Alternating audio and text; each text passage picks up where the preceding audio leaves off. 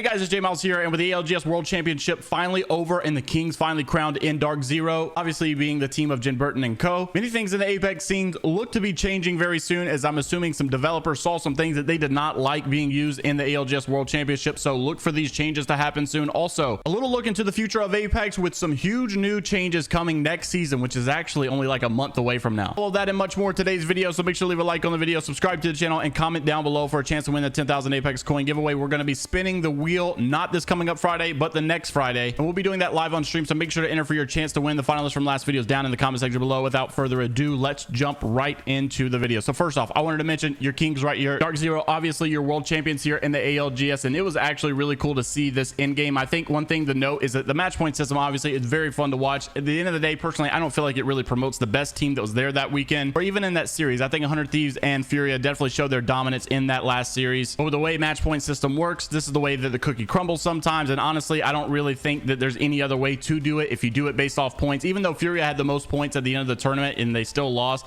if you did it based off points and you have, you know, Dark Zero winning the last game, but then it's like, oh, they won, but they didn't really win, you know, Furia actually won and the most points, that's very boring to watch too. So I don't really think there's a better system. At the end of the day, the BR format is the BR format. There's not really much you can do about it. Nonetheless, the tournament was very fun to watch. It was a lot of hype moments. I was personally rooting for the CEO himself, and unfortunately TSM did not show up in this last series. However, there are a couple of things that will be changing in Apex very, very soon, and I'm assuming it's because the developers were watching this tournament obviously, and they saw a couple things that they did not like, or either B, did not make much sense. So one of those is an obvious one. I thought we definitely knew this was coming, considering pretty much every team was running a very similar composition when it comes to the legends, and this was actually coming from Garrett, who made this tweet. There's a screenshot between a developer and someone on TSM, and the person on TSM basically said, desperate for a drastic meta change in Apex, less Gibby caustic Valk comps, another competitive map. So obviously we know the next map should be coming in about season 15, so this is actually going to be really cool to see a new map. And I know everyone says, you know, Kings Canyon's not the best map for, you know, ALGS or maybe even Olympus, but I do think it'd be cool to see 10 matches instead of 8 matches, and have 2 matches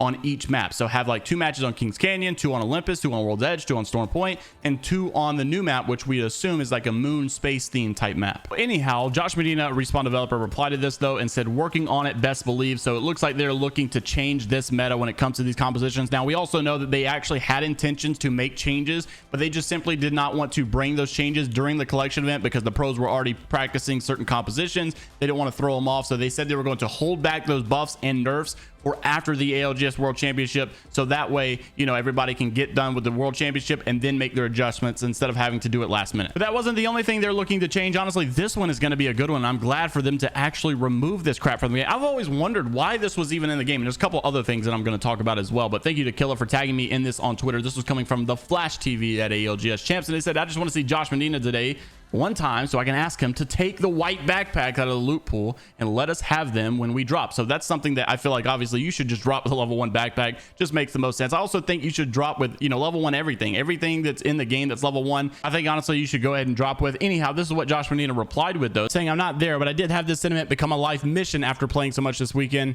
and so it looks like maybe they will make this change very soon to have everybody drop with a level 1 backpack rather than finding one on the ground. Now there's 2 different benefits whenever this happens. Number 1, yes, you obviously drop with a level 1 backpack, so you don't have to go find one yourself. But number 2, it also removes an item from the loot pool, making it more likely to find the items that you need, or at least in theory. I mean, there may be, you know, the same percentage of that thing dropping, but at the same time, there's more drops for it to drop to instead of a level 1 backpack being there. They also said that they had a worry about adding new weapons to the game because they didn't want to oversaturate the loot pool, and I think removing, you know, useless items like this could maybe be the step in the right direction that they need. Also think they made a really good idea with the replicator by adding the weapons in there, so that, you know, you can kind of rotate the weapons in and out without them necessarily being vaulted. But obviously if their plans are to only keep 2 weapons in there at a time, you got to wonder, you know, what happens in a couple of seasons whenever we oversaturate the weapons even more. Are they going to start adding 3 or 4 weapons in a replicator? Personally, I don't think that is the solution. Maybe if they keep adding all of these trials on the map, like on World's Edge you got the Bloodhound trials, and then on Storm Point you got the IMC armories. What if they start making, you know, some of the weapons exclusive to the trials that are on the map? Maybe that could be a way to rotate the weapons in and out so that you can keep adding more weapons to the game. game. People were also talking about the white armor and whether or not it should be on the ground. Now, this one's a little bit different because yes, you can get your armor cracked, and a white armor on the ground could still be useful for you to armor swap really quickly. We're really unsure about the direction that Respawn will take on that, and if they're going to remove the level 1 Evo shield in the game, because, you know, it just kind of seems a little bit more useful than the other items in the game that are level 1. Some people were suggesting, well, what if we just remove the level 1 and just replace them all with level 2 so that the spawn rates are equally the same, but they're just level 2s? Well, I feel like that could be a little overpowered, honestly. I feel like the time to kill in this game is already a little high anyway, so, you know, reducing all of those white armors from the game and just putting, you know, blue armors in place of them could be a little OP,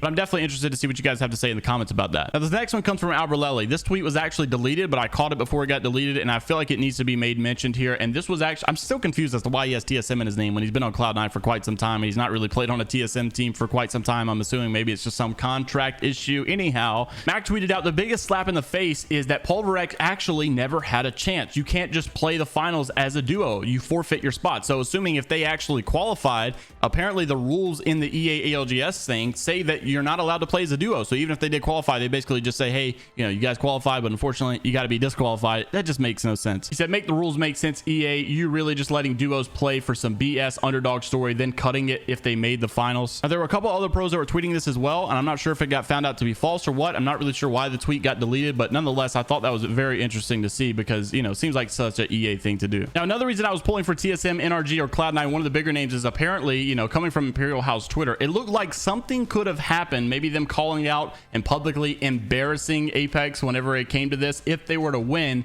And this is what they were saying. So Timmy was basically saying, look, you know, hashtag let them play. We need to let these guys play. A guy on AIM Esports tested positive, but he said he felt fine. He still wanted to play. JMW also felt fine and he wanted to play. But unfortunately, the rules just say that they're not allowed to play. And, you know, his Watson was also saying, bro, there's 60 computers upstairs that are not being used. This is ridiculous. Let these guys play. You know, find a space for them to play. It's just unreal. So Timmy actually made a tweet and basically saying, look, hey, nobody play. Everybody in the finals just decide not to play, refuse to work with ALGS, refuse to work with them until they hashtag let them play. And unfortunately, nobody just seemed to follow through with that. But Imperial Hal did say in response to Clane, who said someone on TSM should say they got COVID so that ALGS admins might get a rule change going, because obviously if something happened to TSM and Imperial Hal were not to play, they know that the viewership would be different. They know that the fans would be so upset to see the CEO not be able to compete. And anyhow, this is what Imperial Hal responded with. He says, LOL, unfortunately, we are all negative, but something else might happen. We will see. And a lot of people were wondering if they were to win the event today, if they got an interview, if they would publicly embarrass EA or ALGS, the Apex scene, because of how bad the system was ran. Now, unfortunately, I don't think they were able to get in that spot to do that. To my knowledge, there weren't really any big viral clips of anybody calling anybody out in a live interview. The sad part is, if it were to happen and Apex were to apologize, they wouldn't really apologize for being wrong. They would apologize just because they were publicly embarrassed. I mean, they've already come out on their Apex Esports Twitter page and basically said that it's the team's fault for not grabbing a substitute player. Also, I've been reading a lot of the comments of you guys saying, you know, it's also not fair that the fans can show up positive and still attend, and I've heard that that's actually not true. I reached out to one of the guys that was at the event, one of the coaches, PvP for Cloud9, and he basically told me that that doesn't seem to be true at all. To his knowledge, everybody's being tested and everybody's being rejected if you test positive. Imperial Hal also replied to someone, and the tweet was deleted, so I'm not really sure what he said, but the tweet just replies here and says it's not true. So I'm not sure if that's what he was talking about, but like I said, the tweet's deleted, so I can't really see what he was responding to. Now, also a big Call of Duty streamer, also used to be Apex streamer, his name is Huskers, looks like he could be making a return into the Apex scene at some point. As he says this, watching the ALGS grand finals has me feeling some type of way.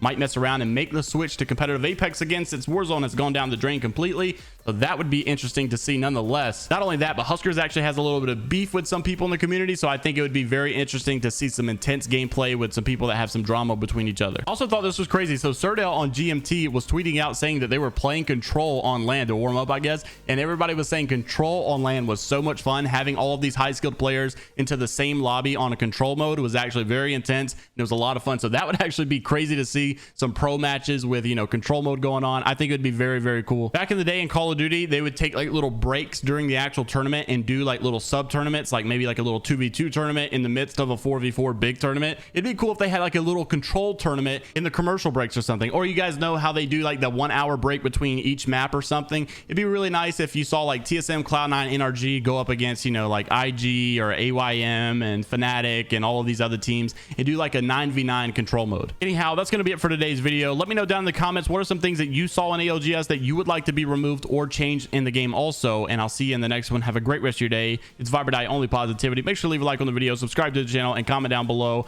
And until next time, take care of yourselves, and I'll see you later, Gators.